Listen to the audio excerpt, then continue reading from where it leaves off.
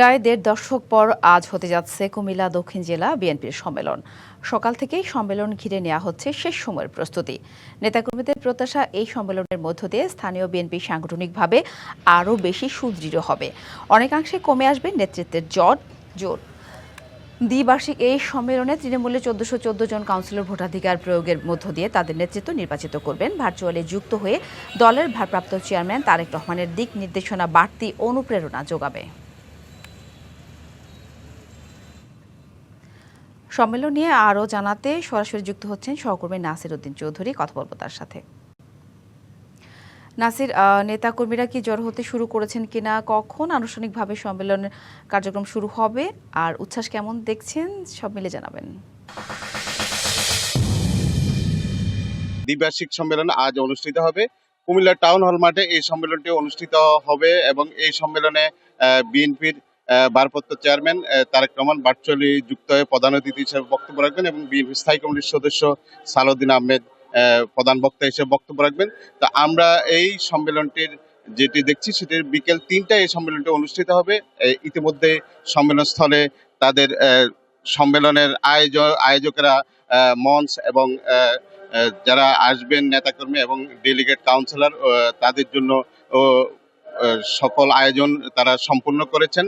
Sunbit সব দিবে সামাল। সানবিট ম্যাজিক প্রেস ডিশওয়াশিং এর মাথা ঘোরানো সলিউশন। অর্থাৎ আমরা কথা বলেছি বিকেল ৩টায় যেহেতু সম্মেলন, সেই হিসাবে দুপুর নাগাদ নেতাকর্মীরা এই সম্মেলন স্থলে এসে পৌঁছাবেন। তো আমি যেটা আপনাকে জানাচ্ছি সেটা হচ্ছে যে কুমিল্লা জেলা দুটি সাংগঠনিক দুটি বিভক্ত, একটি কুমিল্লা উত্তর জেলা এবং দক্ষিণ জেলা।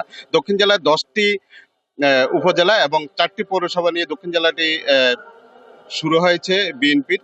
সেই 10টি উপজেলা এবং 4টি পৌরসভার মধ্যে উপজেলা এবং পৌরসভা ইউনিটগুলো সম্মেলন সম্পন্ন করে আজকে ১৪১৪ জন কাউন্সিলর তাদের ভোটে তাদের জেলা দক্ষিণ জেলা সভাপতি, সাধারণ সম্পাদক সহ অন্যান্য পদে নির্বাচিত তাদের নেতা নির্বাচন করবেন এবং প্রায় ৭০,০০০ ডেলিগেট এই সম্মেলনে উপস্থিত থাকবেন।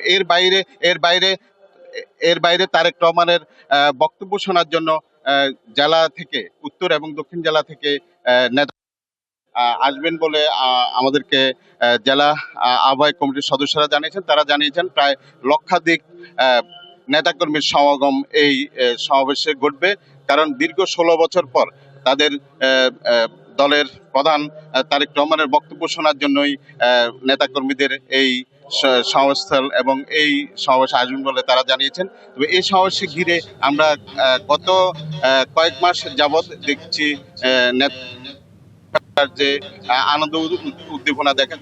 কুমিল্লা থেকে বিএনপির সম্মেলনের বিষয়ে জানাচ্ছিলেন আমাদের সহকর্মী নাসির উদ্দিন চৌধুরী।